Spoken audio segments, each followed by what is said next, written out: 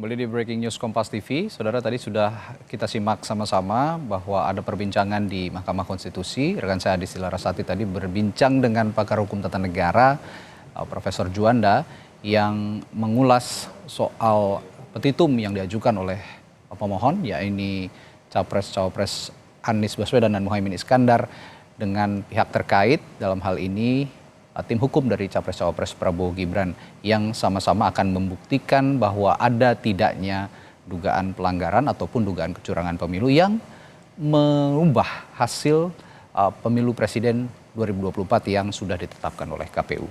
Nah, saudara, dalam persidangan pendahuluan, tim hukum nasional Anies Muhaimin membacakan permohonan PHPU atau perselisihan hasil pemilihan umum yang di dalamnya disebut bahwa terdapat rangkaian pelanggaran yang dilakukan oleh kubu Prabowo Gibran.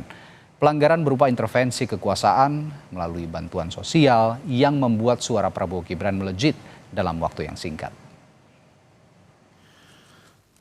Alasan permohonan pembatalan hasil pemilihan disampaikan atas dasar terjadinya rangkaian pelanggaran terukur dan pelanggaran-pelanggaran yang secara kualitatif menguntungkan pasangan calon 02, namun sebaliknya merugikan pemohon.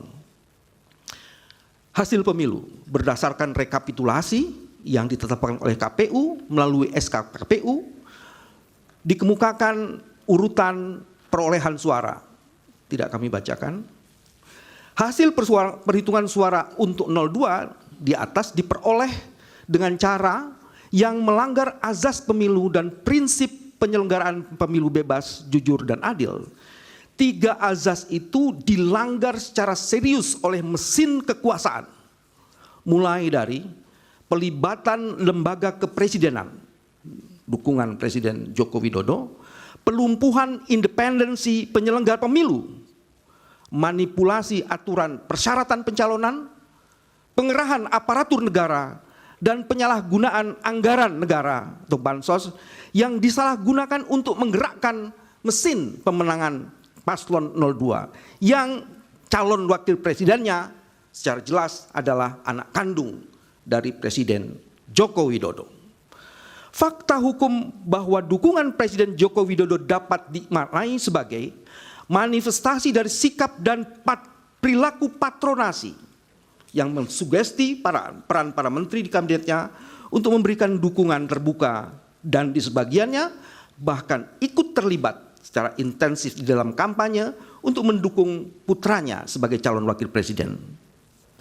Patronasi presiden tersebut mensugesti menteri kabinet dan menggerakkan dan mengaitkan program-program kementerian yang ditujukan untuk menarik dukungan dari pemilih agar memilih pasangan calon presiden dan wakil presiden di mana anaknya presiden menjadi calon wakil presiden. Dan tindakan di atas adalah pelanggaran atas pemilu dan prinsip penyelenggaraan pemilu.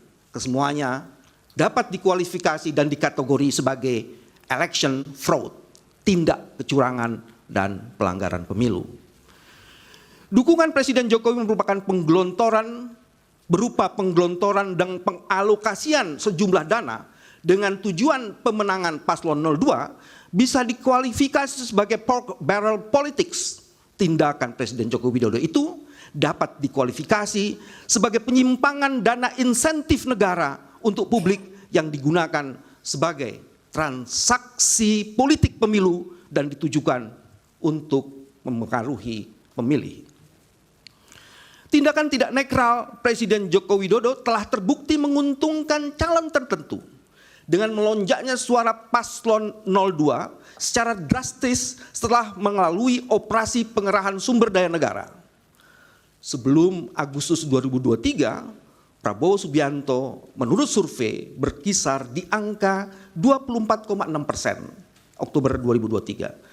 Di saat dipasangkan dengan putar Presiden Joko Widodo, suara pasangan tersebut naik di atas 30% dan melejit sampai di angka 51,8% pada bulan Februari 2024 sebelum pemungutan suara. Dengan menyandingkan survei, ada di capture, dengan menyandingkan survei antara sebelum dan sesudah adanya intervensi kekuasaan, terdapat kenaikan tidak wajar sebesar 34%.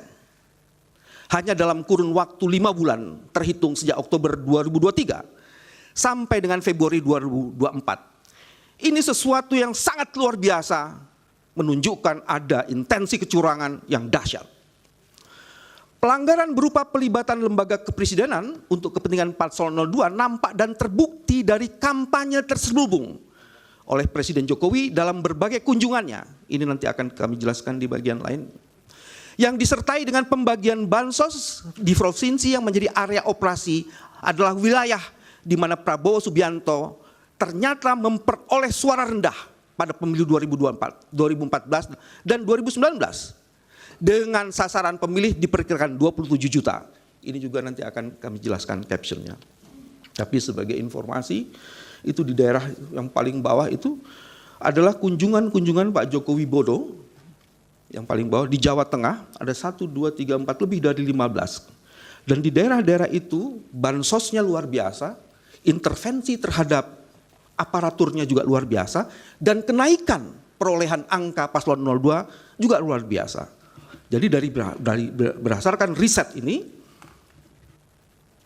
dapat ditentukan bahwa intervensi bansos, penggunaan aparat-aparat negara itu mempengaruhi peningkatan suara.